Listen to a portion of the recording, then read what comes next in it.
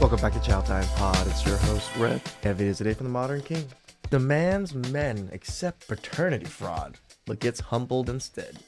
Please like, comment, subscribe down below. I really appreciate that. See that, Chow? It's Chow Time. Mr. Pace, how did you find out that she slept with your best friend? Well, that's interesting. We were actually in a heated argument at the time that it occurred, but it kind of just got blurted out to me that Mr. Randolph could be a potential father for Prince. So you got into an argument, and she was like, well, your best friend could be the baby daddy. That's some cruel shit. Wait a minute. So you're in a heated argument as a couple, and just out of the blue she yells, and by the way, your best friend could be Prince's father? Correct. It was very emotional for me, being that it's my best friend and this is my woman. Understandably.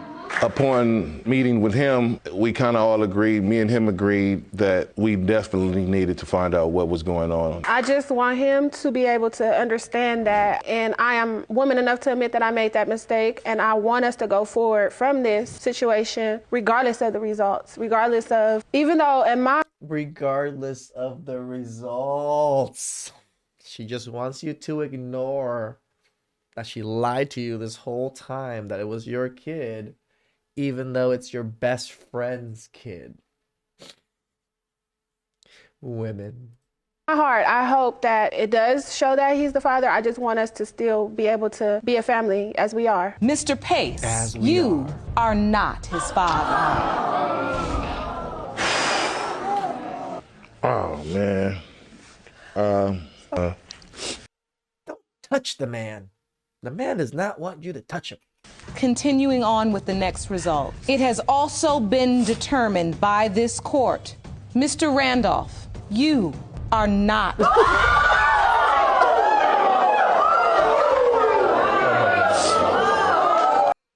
Oh. Now? You dirty whore. Yeah. Push her away. She said she was womanly enough to admit her mistake, but not womanly enough to know who the father of her own kid is, and seriously expected him to accept what she did and move on from it, like nothing happened. I don't want a man who's only going to judge me based on my size. Look, you just called him short. We don't want a woman that's only gonna base us based off our height. I'm 6'4", he's 5'8". But you said that he's disqualified because he's 5'8". I didn't judge his character. But okay, but you judge his height and he doesn't qualify for you. Okay, but that's not saying. And we're saying, but look, time out. The same way he doesn't qualify for you, with your figure, a lot of guys you won't qualify for. They forgot that it is only okay when she does it. But if they do it back, that's unacceptable. I left my 28-year marriage because there was a Porsche in my driveway. But when I asked him whose it was, he said it was his and that he'd been thinking about it and researching it for a while. I understand the feeling. I did the same. And he added, "Isn't it a beauty?" I couldn't believe that. I also agree. I also said the same.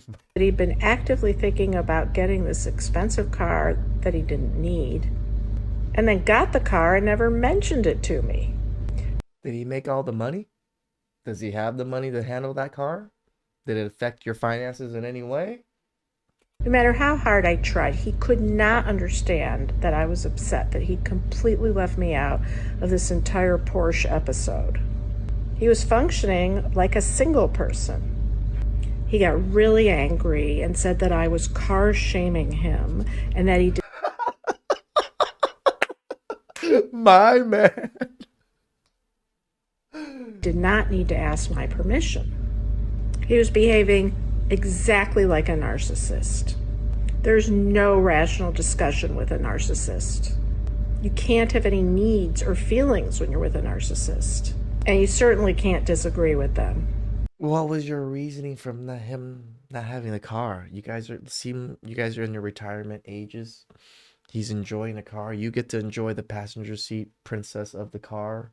What's the problem? Exactly. Are you guys in debt in some way? Or you're not able to make the mortgage in some way? I recognized that it was going to be impossible to have any sort of meaningful connection to a narcissist. Oh. So I left the marriage. I am so much happier being able to express my feelings and opinions now.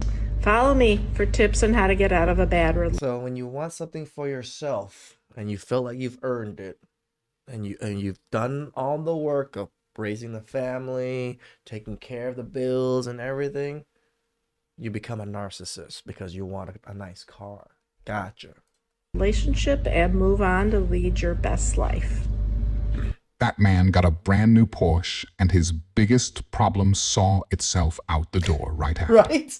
This is probably the happiest he's been in 28 years. Yep. Good for him. When do you think you're going to hit your wall realistically? Oh, like I literally have glowed up every single year. Like every month I get hotter, so I don't believe in a wall. I think that's probably like 55. Okay. What do you mean wall? It's all Explain to me mentality. what you Like mean wall. unfortunately, like when you're hot, you get so much more power. It sucks, but it's the truth. Wall as in fertility window dies down, your looks fade, stuff like that. Okay, I feel like 37, almost 40. I feel like the stigma is like 30. It's like when girls are supposed to be like, like you have to as a settle woman, down. like I don't base my worth on my fertility, so I think that probably like 60, even 70. One could argue that a woman's most prized possession is her ability to reproduce, though. Because I have a successful job in the business intelligence industry and I make my own money, and my And so do men. happiness doesn't stem from having children. They say that now, but as we have seen on my channel time and time again, they always end up regretting it and wish they could go back and have kids. Of course. If you are broke, you should not be dating. Okay, I wonder if that applies to women as well as men. You broke, dusty, musty crusties?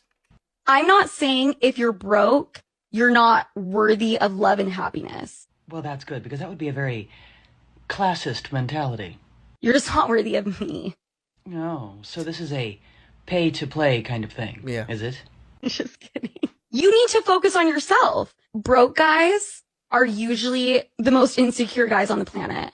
I swear to God. Oh, I don't know about that. I'm pretty sure they're very... Broke, dusty, musty, crusty women are also very insecure. That's why they only ask for the richest of men. happy and secure in the fact that they don't have to worry about dating someone who's only after their money. It's not necessarily their fault. Oh?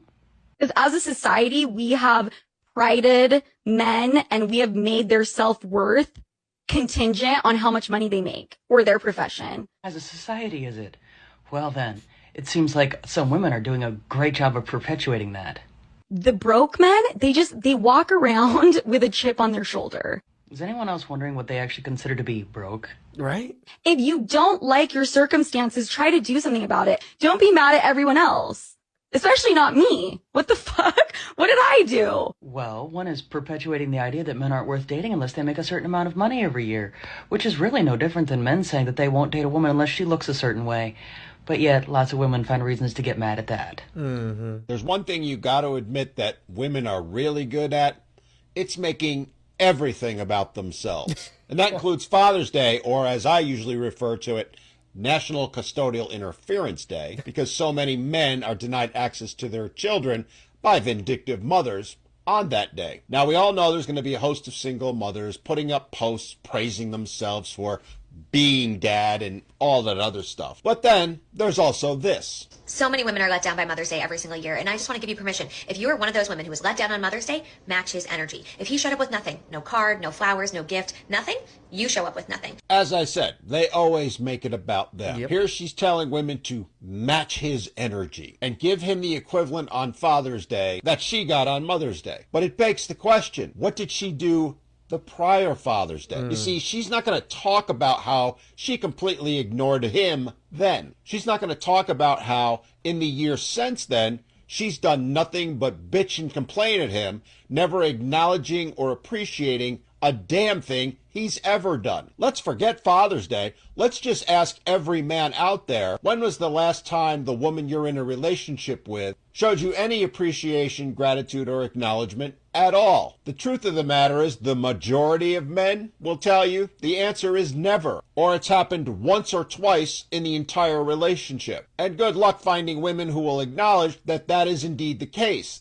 that they have never shown any appreciation. Because to a woman, they will all claim they have, when the reality is they haven't. Because as we all know, no matter how hard a man tries, I mean, in every woman's eyes, they were the perfect mate. They doted on all their men and all of this. They took care of them. And these men were just horrible predators and just used and abused and manipulated these women. That's all women seem to think. no matter how much a father does, women will always say it's nothing more than the bare minimum. And gentlemen, it's time we stop tolerating that. It's the soft guy era. If they're not going to treat us like the kings we are, then we should indeed, as this woman says, match their energy.